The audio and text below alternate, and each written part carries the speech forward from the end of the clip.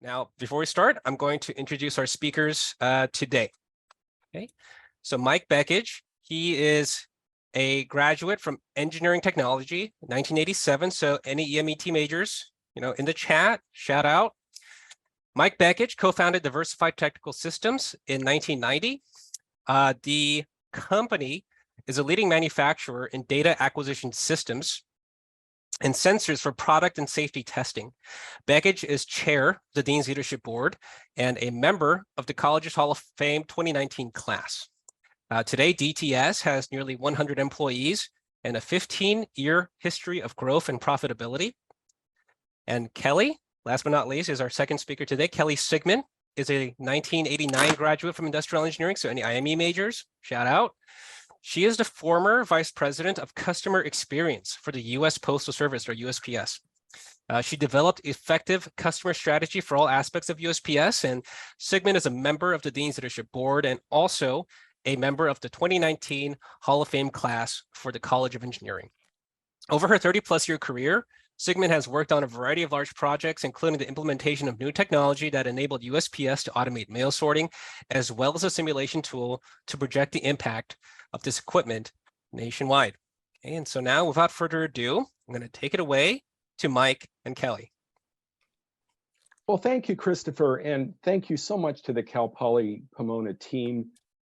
Kelly and I love Cal Poly, and we're very fortunate that we both had careers after we left Cal Poly, probably long before you were born, that have enabled us to come back and speak to you today. We love Cal Poly Pomona, and it really is a privilege to give back to the school in this way. And I really hope that you're all in a position to do this someday when you get out there in the world, graduate from Cal Poly, and have that great career. So thanks a lot for being here, and we're going to try to make this a little bit of fun and hopefully very informative with things that I wish I would have learned from other people along the way. So here we go. So just to touch on it a little bit here. So I co-founded a company with another Cal Poly Pomona ET grad in 1990. And that was only 3 years after we graduated. But the great hands-on education we got at Cal Poly made us thinking about starting a company. And it was hard work and several years of doing it as a side business before it went full time, and a few more years after that before it became successful. But I can honestly say that my Cal Poly Pomona education helped me in virtually every way that I could imagine in growing a successful company. And we're actually up to about 110 or 11 people now, and I'm just onboarding another engineering, Cal State engineering grad today and this past week. So I'm very proud of that. And Kelly, would you like to say a few words about yourself? So as Chris said, I worked for the Postal Service for 32 years, and the last 12 years of my career, I was an officer. So I was a vice president. I had experience as a vice president of engineering, channel access, retail, and customer service. And then my final job was in customer experience, where we had the call centers. I completely agree with Mike. My time at Cal Poly really prepared me well to go into the workforce, and I used those skills really throughout my whole career. That learning by doing, that attitude of being able to always wanting to investigate what's going on. So it was really exciting. And then in the last week, I've decided to start my second career, and I'm opening a consulting firm that I'm calling KMS CX Consulting. So I'm pretty excited about this new chapter of my next career, and excited about where that's going to take me as time goes on. Thanks so much, Kelly. And Kelly, as you'll hear later, is going to be doing the next session in this series, and she's going to tell you a little bit about that toward the end of the presentation here. I just want to add one more thing before we get into the meat of this, and that having a career in technology and engineering with a Cal Poly degree, you wind up doing some really cool things. I was really proud of the fact that something I helped worked on the design team for flew around the moon on the Artemis mission on the Orion space capsule just a couple of months ago. And that's exciting stuff. So I hope that's all in your future.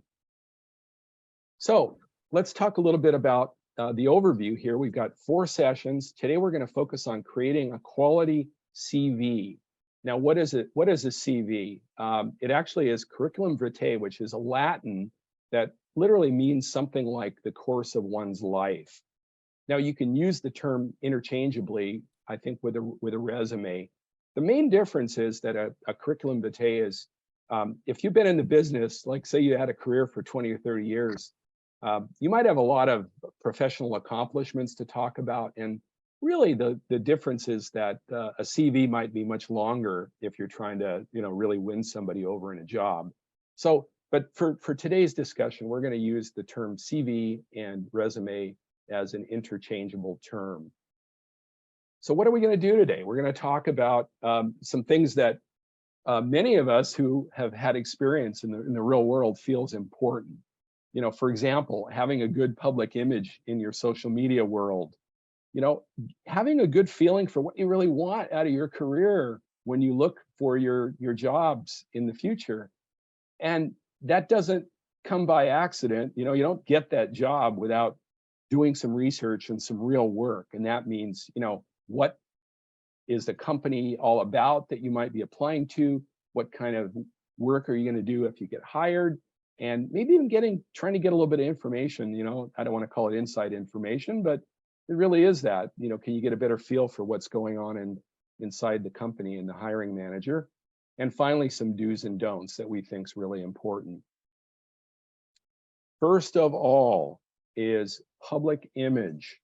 If you are using, which I assume many of you are, maybe multiple platforms of social networking, remember that me as a hiring manager, when I'm bringing in somebody for an interview, we have certain rules when we interview people for a job. But I can tell you on numerous occasions, we've had somebody in where I thought, well, gee whiz, what happens if I just kind of Google this person or use a search engine and look for them? And on more than one occasion, I have become aware of information or things that were somewhat bothersome or a little bit unnerving in thinking about hiring that person by looking at their, what they've got in their social feed. And so, whether it's Facebook, TikTok, Twitter, you really need to think about keeping it professional and not doing crazy stuff on social media, because trust me, as a potential employer, whether it's the hiring manager in engineering or some other technical field, or it might be the HR department at the company you're trying to hire into, they're going to do a background check. And so, the best advice we have is keep it fairly clean. And there are professional tools and networks out there. LinkedIn, of course, is a very popular professional networking platform that is pretty much the only one I use. Maybe I'm old school, but I don't have a TikTok presence, but I am on LinkedIn. And on that LinkedIn site, it's not too early to start. And even though maybe you're even a first, second, third year engineering student, if you're doing cool projects, working on projects in the lab at Cal Poly, or maybe you've got a job, doing part-time something or other that might be related to your field, you can keep track of that stuff. The younger you are and the closer out of college you are to looking for a job, the more important it is to have that presence available for people to find. So like we say, it's never too early to start building up a resume, so to speak, an online resume on a site like LinkedIn. Now, some of the pictures on the right are meant to be funny, but it's stuff that you can find things like that out there in the internet world, and just be aware that employers are going to look. So the next point is get a feel for what you really want. Presumably you went into engineering or whatever field you're pursuing because you really want to work in that field someday. And you know, there are a lot of companies out there that certainly hire engineers by the tens and hundreds and even thousands. And there are some sites out there that help you find more information about a wide variety of jobs. And one of the ones that we've highlighted here is ONET Online. And there's a link to that on the slide here. But basically, it is a tool to help people early in their career explore jobs and even learn about, you know, what kind of wages that you might expect from those different jobs in different places around the country. And so there are tools, and this is a good one to start with. But research the industry that you're hoping to work for in every way you can think of. Talk to people who work in the industry. You've got a prime opportunity today to talk to Kelly and myself and others who've been working in the field for, as Christopher likes to say, decades. And, you know, you can learn so much from alumni and peers, and some of your professors have long experience in the industry, and you know, visiting professionals to the school. So when there's a mentoring event, or you have the opportunity to talk to a friend or relative who works in the field, ask them lots of questions. If you're going to go into this field and you're excited about a particular area of the field of engineering and technology, you should be able to write a 10-second elevator speech where you clearly identify what it is that excites you about working in a job in this field. I'm excited about, you know, designing sensors, because with sensors we can solve problems like, you know, people who have limited mobility or something like that.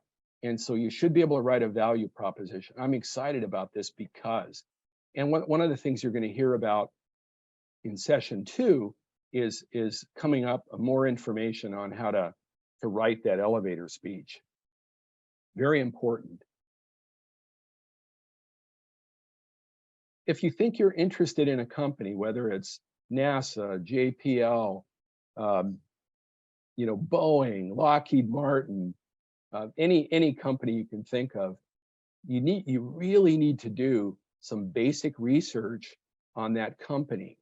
One of the things that I do as a potential employer is I look for someone to come in, a candidate to come in, and they have done the research on our company. They've looked at our website. They know what kind of company we are, what the ownership structure of the company is, roughly the size of the company, and the kinds of things that the skill sets that are needed inside the company. This is so important. And so if you're going to write an effective CV or resume, you need to come prepared to show how your education and your experience relates to that particular company. And also, who do you know? Do you think you want to work for JPL, you know, designing interplanetary spacecraft? Well, do your best to find somebody and reach out to them, maybe on LinkedIn, and make a connection with that person who already works in that field at that company. Very, very good. Now, most companies will actually list on their website. I know DTS does, our company. We have a list of our mission, vision, and goals, and being prepared to address how your experience in education fits in with the mission, vision, and goals of the company is absolutely critical. And then drilling down a bit, really research the position. You know, normally job listings on either a company website or wherever you find those job listings are pretty specific about the kinds of skills, what are the primary duties, maybe the secondary duties of that job. And you know, obviously, if you're looking at a technical or engineering job, there are going to be technical skill sets. that hopefully you can sell yourself into. But then there's also some non-technical skill sets. And one of the things that we always ask people in an interview and we look for in a resume is competency in things like presentation skills. Gee whiz, I'm a whiz at PowerPoint. I know Microsoft Office inside and out. Or maybe I know a CAD program or 2 or 3, and I've used MATLAB and things like that. You know, these are really important things to put into your resume, particularly if the job listing, the job offer is calling for those kind of skill sets. It's even important to know sometimes, you know, gee, where do I fit in to this company? If I get this position I'm looking for, can I at least determine a rough idea of where I'm going to fit in the org chart? And you can probably figure that out by looking at the company's website. You can also probably ask the HR manager that you're dealing with in the company. Can you tell me, hey, where do I fit in? Who am I going to report to? So on and so forth, because, you know, it's natural that potential employees want to know this kind of information.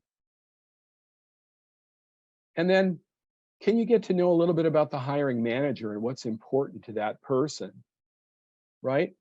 A lot of times, I can tell you from my past experience in working for companies before I co-founded my own company, you know, a lot of times you might have an interview with a technical person or multiple technical people, but, you know, ultimately, you know, the person guiding the decision or guiding that process is an HR person. And so it's really important that if you're dealing with an HR person, that, you know, you have a good rapport with that person, and maybe it's in a different way than you have a rapport with the technical hiring manager. And if you can find out, you know who you're going to work for if you get the job, check them out on LinkedIn, find out what their interests are, find out, you know, what are they proud of in their professional profile. And, you know, be prepared to address that, maybe in the CV at some level or in a cover letter for the CV. It's all about, you know, setting yourself up as somebody that person is going to have immediate, you know, sort of trust in, that you're a good person to hire.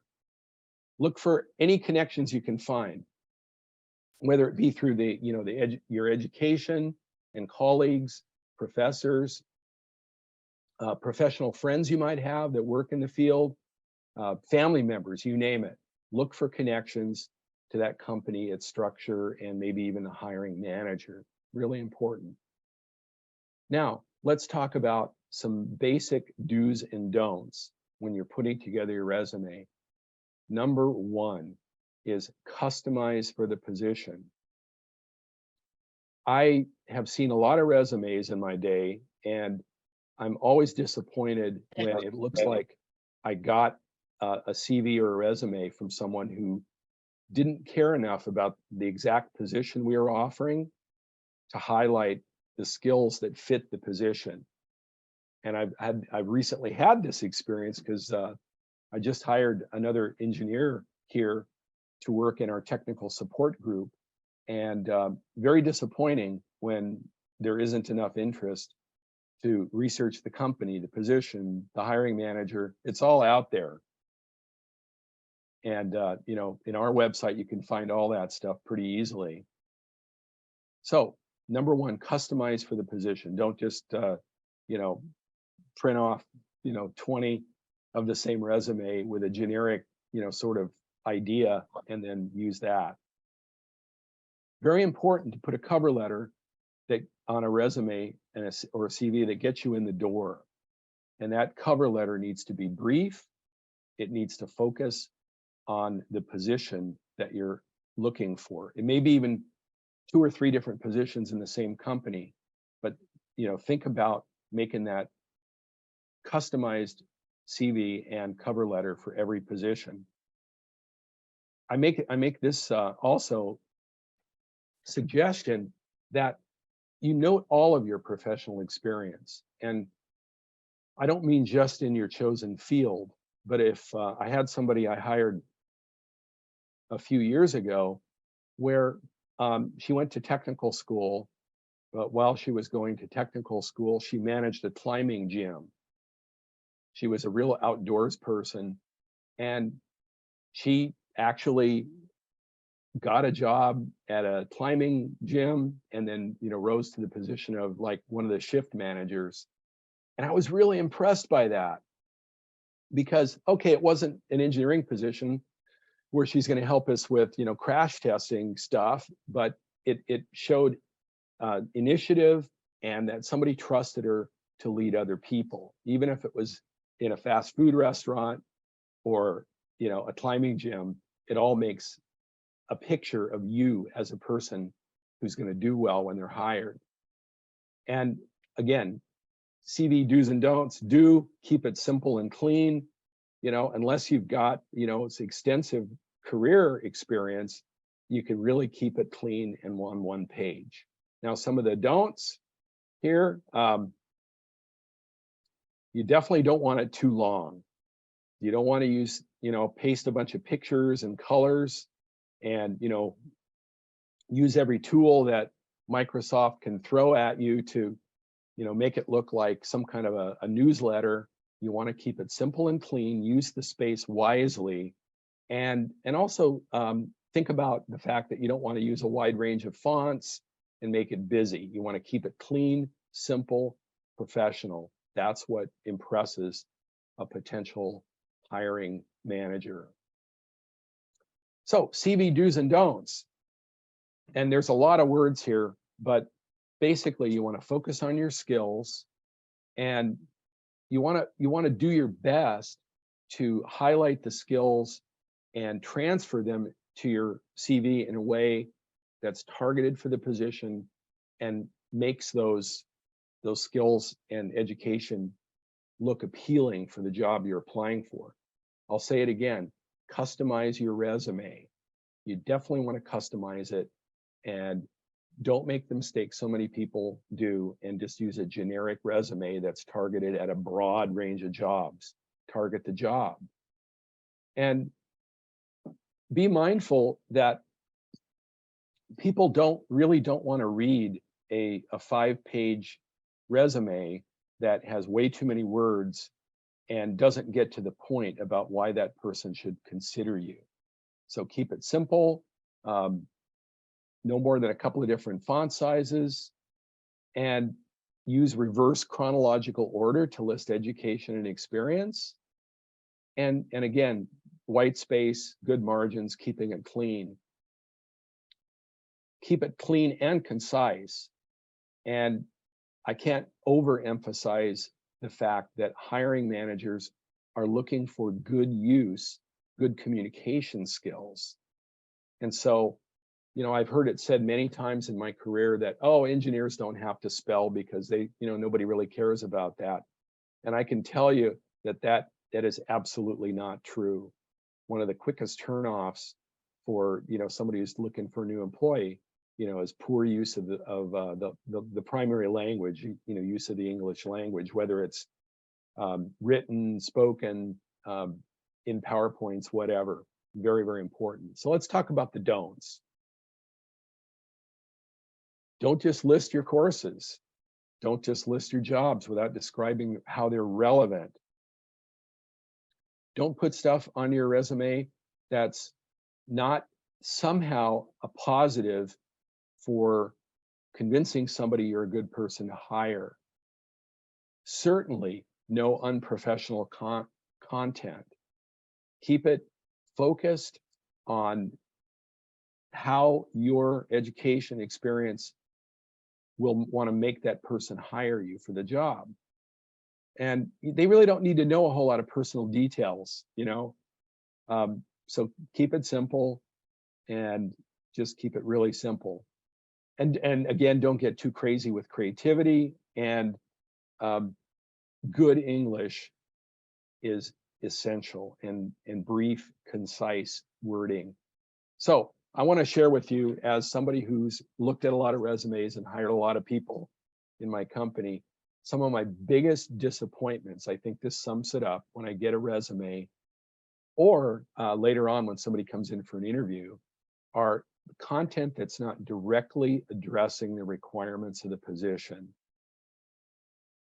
I've seen so many resumes come across my desk that are almost an immediate turnoff because of the fact that they have not addressed how they are going to be a valuable member of a team for the job that's offered. And then another turnoff is not listing anything, no work experience of any kind. So I can't tell you how important it is to show on your resume at some level that you not only have gone to school, but you've been trying to better yourself on your own. It might even be taking online other courses and such, but you should list all of the ways that you're working hard to be a productive member in your chosen field. And if that means things like managing a climbing gym or some other kind of position that you've gotten yourself into where people rely on you and trust you to do a good job, then sell that as well. So to recap where we've been here, we talked about cleaning up your public image for sure. Not too late to start that today. Have the best feeling you can about where you want to use your knowledge and skills when you graduate, and look for that all-important first full-time job in the field. Do not forget, once you identify some potential companies, you may be using ONET Online or other tools, to research the company. Look hard at their website. Look hard, read the job description really carefully. Make sure you fully understand what they're asking for. And if you're not clear, if you get to the point of talking to an HR person at some point, it's okay to ask for clarification. It's okay to ask them, I wasn't quite sure, but I want to make sure I'm, understand those skills that are needed. Do what you can to understand who you're going to work for and how they fit into the organization. And don't forget the CV do's and don'ts. Keep it simple, clean, concise, one page, no fancy graphics, and with everything on that somehow supporting the case that you're somebody who had to get in the door for an interview. And so that is the end of the formal part of this discussion. And with that, I'm going to turn it over to Kelly, who is going to give you a sneak peek at session number 2, so that there'll be some continuity, and then we'll move on to some questions. Okay, so for session number 2, what we'll be reviewing is preparing for that interview. And Mike has really set the stage for that with that research of the company and research of the position. But we'll talk about how do you prepare for that interview so that you're really ready to answer those questions. We'll go over some of the most frequent questions that are asked. And having been someone that's been going through job interviews myself, I'm going to go through how do you prepare for that interview so that you can give the best answers possible. And then the most important thing to me is that elevator pitch, making sure that you can present yourself well. So we'll be covering that as well. So we'll go through a whole session with that and go through how do you really develop that. So I'm looking forward to being able to speak with all of you again next week. Thanks, Mike. Yeah, you're welcome, Kelly. And, it really does come down to, you want to get, first of all, what we're working on today is creating an image of yourself that gets you in the door. That's what it's all about. And believe me, you're going to have lots of competition. And so the great CV that stands out as clear, concise, and targeted is going to get you in the door. And once you're in the door, now it's time to really put the research to work that you did, in preparing that targeted CV for this particular position, and become prepared to make a great showing, whether it's a virtual interview or an in-person interview. So this just helps you shine later on if you do this well. Yeah. So thanks a lot, Kelly. And with that, I think we're ready to take questions. Yep. So our And- first question, Mike, is how should you customize your CV if you don't have much technical experience? So what would be your recommendation, Mike, in that situation? My recommendation is to work with anything you've got. I mean, you can only work with what you got, right? And one of the questions I ask people in when I interview them is, how did you get your start going down this path of being whether it's a civil engineer, electronics engineer? How did you get started? And that opens the door to say, oh, well, you know what? When I was 14 years old, I just had to see how, a piece of electronic equipment worked, and so I took it apart. It was broken. I was actually able to fix it. Stating things that you've done in your life that show some continuity between the education you're working on and your basic interest in the field, I think, is what comes to mind. Yeah. So Mike, the other thing I'd add to that is if you don't have a lot of technical experience, even if you're going for a technical job, they're looking for, are you a good worker? Because they know that you are brand new, right? That you just graduated. And so they're not expecting you to come in and understand everything technical that you're going to have to do. But the one thing that they will really appreciate is if you show that, any job that you worked for, and then any accomplishments and any initiative that you showed. An example that I have is a gentleman I worked with at McDonald's. He worked at McDonald's all through college, and he was really good at fixing their milkshake machines, and he would go around the entire district because he was so good at it. And he used that on his resume to show that he took initiative to learn how to fix those machines, and then was assigned to go to multiple stores. And that tells your future employer that you have initiative, that you were willing to step up and try different things. So I mean, a lot of you probably aren't going to have a lot of really great technical experience to show. The other thing though is you can also any of those senior projects that you've worked on, those are also an opportunity to go in and show, like, how did you go above and beyond in your research? Yeah, and to kind of follow on to that a little bit, Kelly, I would say that when you get to the point where you're doing a senior project, you might want to think about what you do for a senior project and whether or not it's something that you can really be proud of and put a lot of work into, and versus taking an easier path in your senior project. I know that was one of the things that I was able to do. I had a part-time job when I got my degree, and when I did my senior project, I actually did something that was of use to the company I worked for. So, yeah. So there was a question about using any awards or projects from high school. Would they be completely irrelevant? I would say that it would depend on the type of award. Is it, if you were awarded something for some type of national award, I would think that it would still be relevant. I don't know. What are your thoughts, Mike? I think, yeah, to the extent that, I mean, awards, maybe an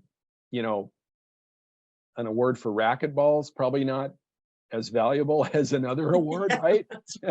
An academic award, but yeah, some kind of academic award. I think all of that's especially if your resume is kind of thin. I think all of that, anything that recognizes you for achievement academically or in some kind of workplace of any kind is valuable. So there's a question about the font size that is good for a resume. You don't want to make it so big that it gets really crowded on the page, but you also have to always make sure it is readable.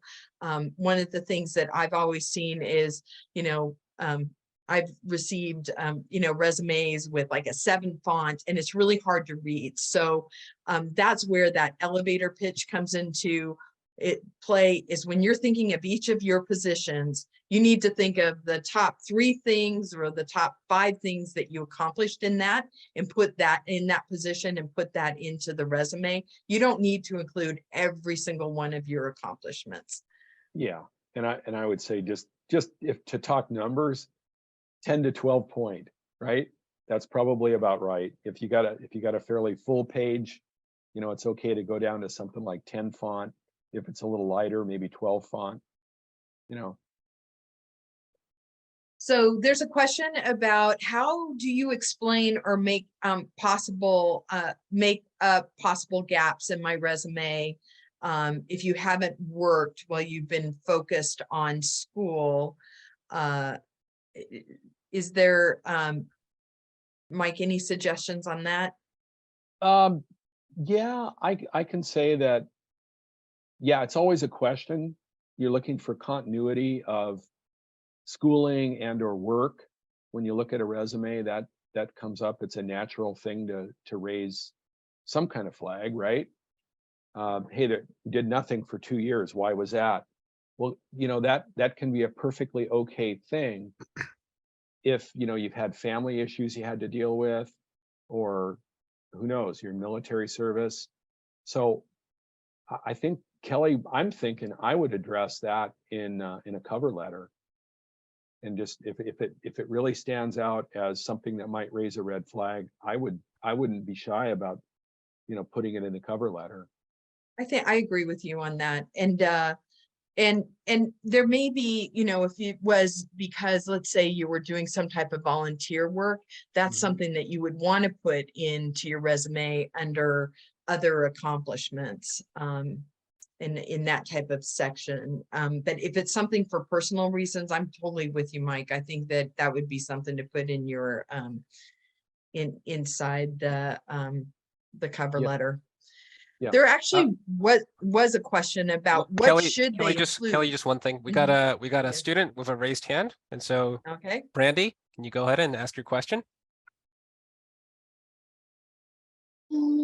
Okay, so my question is, I have experience in management. I don't have any technical experience, so that's something I'm very intimidated by, is selling myself in that field.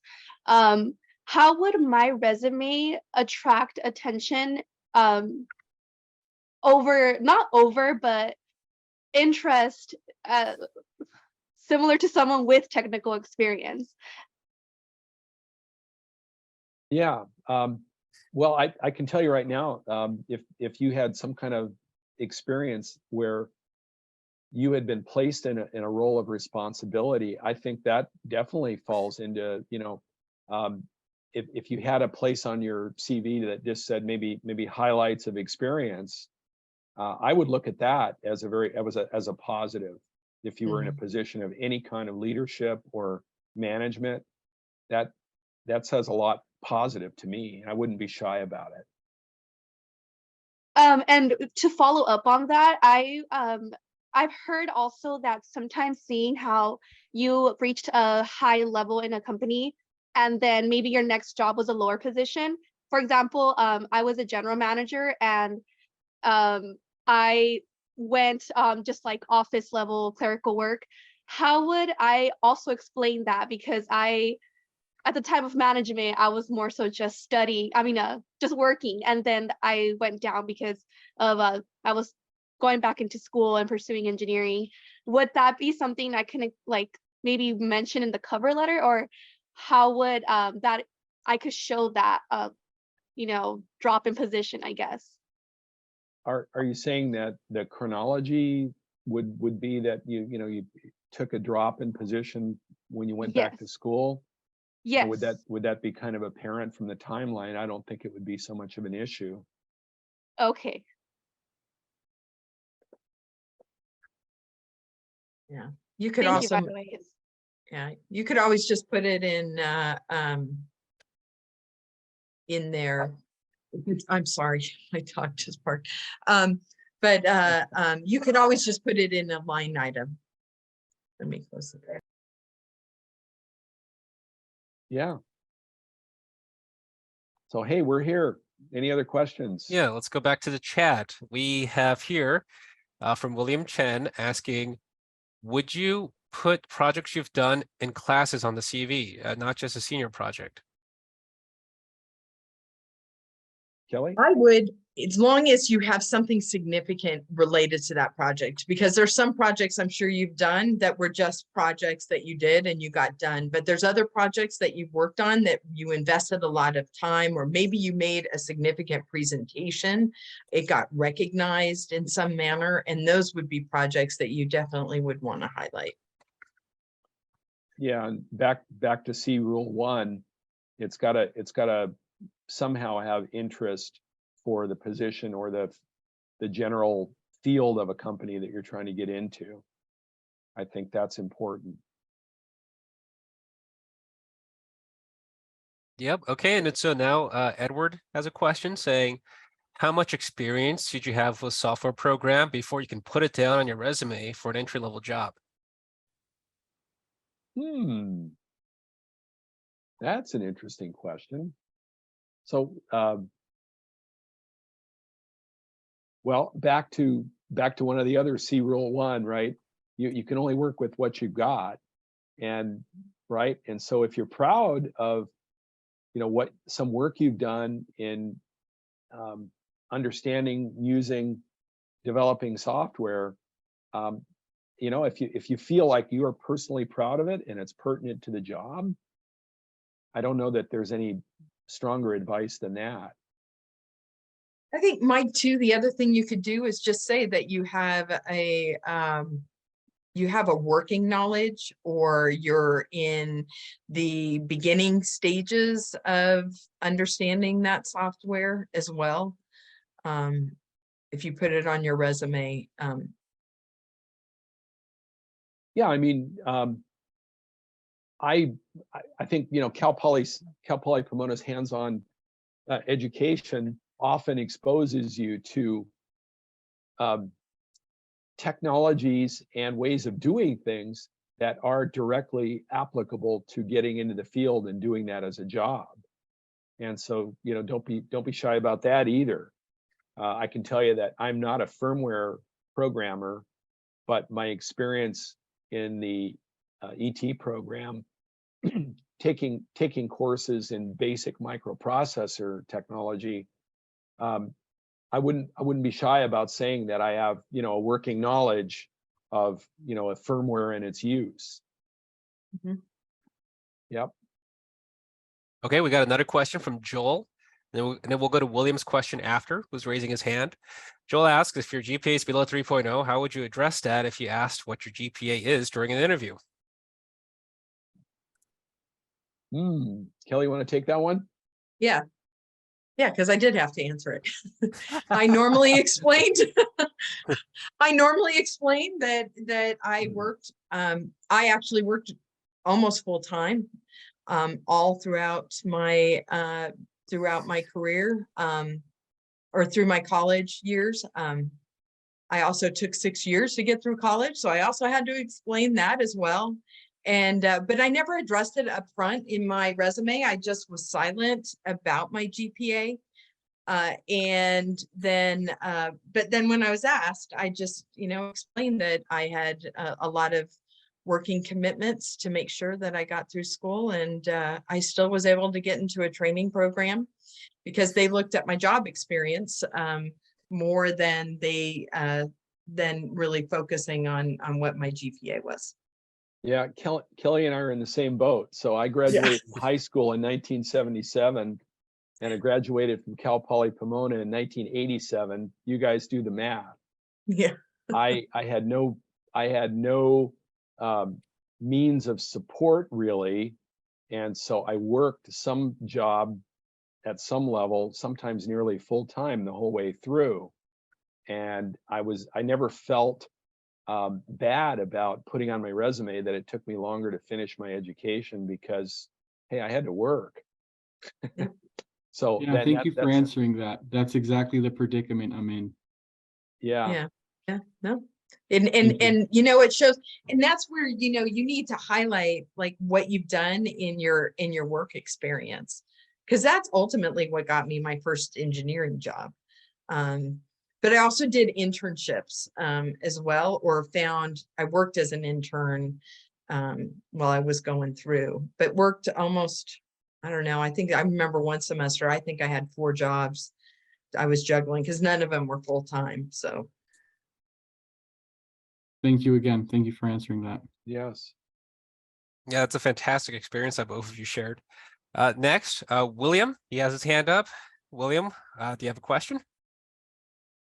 Yeah, so I was wondering if you going back to what we were talking about before, would you put significant club contributions on your resume? Like would you single it out from the position you would put on the resume?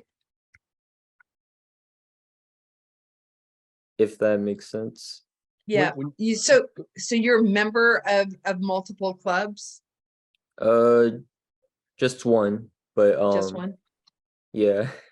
Yeah, but if it's something that you're working on a project that's like going to nationals or anything like that, you definitely want to include that. Or if you're getting some type of leadership training out of that club, then you would want to highlight that. I Because- agree with, yeah. Yeah. You know, I was president of the photography club in junior high school, and you know, that's going a little too far back, but still, it's all about, you know, showing knowledge and interest in things beyond just day to day. For sure. Thank you. And remember, once you go to work, I mean, as an engineer, a lot of times you're presenting out projects. So anything in your resume that shows that you know how to make a presentation is important. Because, oftentimes, my project only went forward as well as I knew how to sell it once I went to work. So when an employer is looking at your resume, if you have experience where you did things like in a club that you had to make national presentations, then that shows a leadership that's going to be helpful to many organizations. Now, if you're in a really technical engineering field, based on the job you have, maybe it won't. But I think a lot of times it is helpful for an employer to have someone who knows how to communicate well.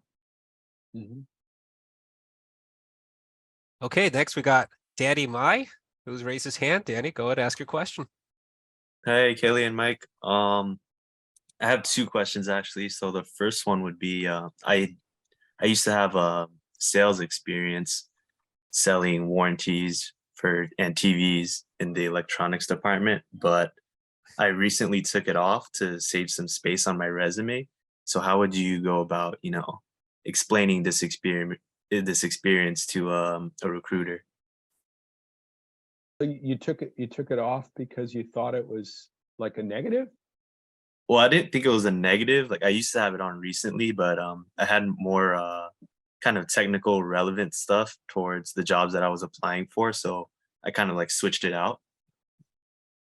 Well, on balance, direct technical experience is probably more valuable, but a lot of times having some kind of sales background is not a negative, because in the end, as we say, in our company, every person is a salesperson for DTS, right? You're the face of the customer. And, so having a knowledge of how to work with people, which that implies, I would see it as probably a net positive myself. Kelly? So my recommendation would be to go back in and look at your resume and make sure that everything that you have in there is super relevant and that it's really tight, because there might be an opportunity to maybe reduce some of the descriptions on one position so that you can make room for that. Just really, really think through, is everything that you have listed, like if you have 10 things listed under one position, you might have too much there, and you might be able to take, reduce it to the top 3 things that you did in that experience. And then that way you can make some room for that sales job. Okay.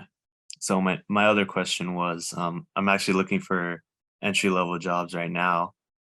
And I was kind of worried about, how the economy is going with the recession, the potential recession coming up. So I was wondering, how would you guys go about, researching companies considering this, the economy of today?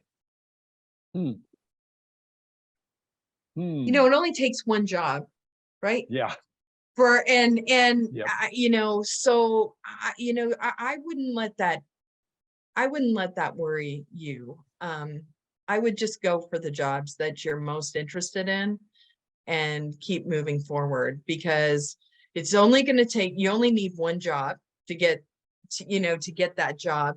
And there's no guarantees with any job once you get hired. So you really want to, just keep applying and keep moving forward. And, what happens with the economy, I think that we hear a lot about the economy, but yet, as I've been doing my research, there's also some areas of the economy that are doing really well. Yeah. So it's hard to say with any given company, how are they doing? And every one of the companies that are in the headlines right now, I can tell you that if you go on LinkedIn, you will see a ton of jobs published. In some cases, they're letting people go because they want to make room for someone with a different skill set. And like Microsoft, they have quite a few jobs listed, for hire. So, and we keep hearing about all these, layoffs. And it's not true with every one of them, but I've just been surprised on LinkedIn when I'm looking at the job, the jobs there that, there's a lot of jobs out there. Yeah, Kelly, that's great advice. I wholeheartedly agree with you. You have to remember that any concerns you hear voiced about the economy in general are in general. And, okay, the average gross national product isn't as large as we think it, would have been or whatever, but these are all averages. They're in any economy, there's bright spots and dim spots. Yeah. And there are plenty of bright spots in, today's economy, no matter what happens, really. And you just have to, to the extent you can, focus on those. Yeah, that's great feedback from Mike and Kelly. Right, there are external circumstances that are out of your control, so you can only focus on what you can do, which is make a very nice CV, which means attending a great seminar like this and picking the brains of people who have gone through a lot of it, right? Okay, so we have one final question for today. It's from Andrew Avila. If a cover letter is not asked for by the company, would you instead put an objective statement at the top of the resume, or would you still upload a cover letter regardless? I know what I would do. I'd do a Go cover ahead, letter Mike, go. regardless. No, I'd do Yeah. a cover letter regardless. I mean, it can't hurt. They can. I think you could do either or both, but I wouldn't have reservations. Would you, Kelly? I would not. I do know, though, in some cases, as I'm applying for, as I applied for positions on LinkedIn, in some cases, there really isn't a spot for a cover letter. So in that case, if there's just not really, you're not able to find a way to get it there.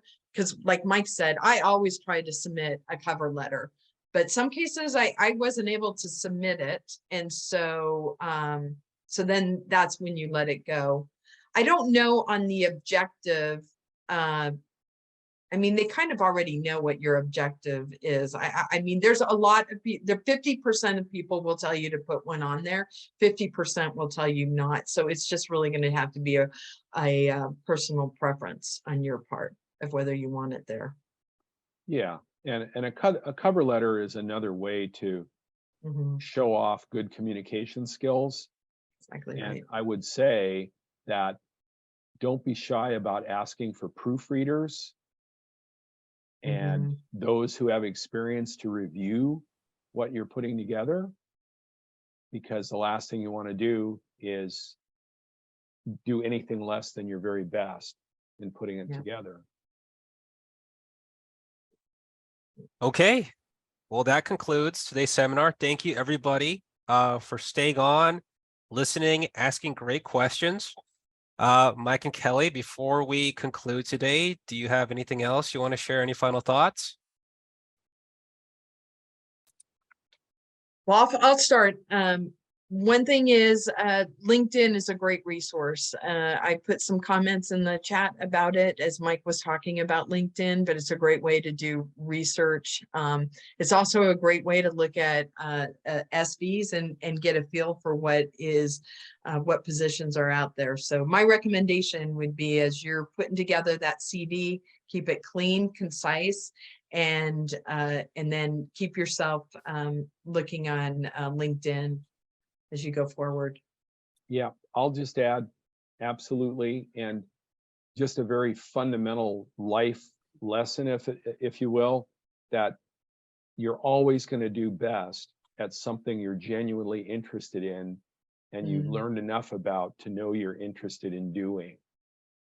And so part of this in preparing a targeted CV or getting ready for an interview is learning enough yourself to know if you're truly interested in making that a career. And you will always do better if you follow a path that gives you some level of joy and satisfaction about the kind of work you're doing. Okay, it's fantastic. And I'm sure all of you have the craft of engineering burning in your heart. So I'm sure your CVs are going to look better than ever, thanks to Mike and Kelly. This session was recorded.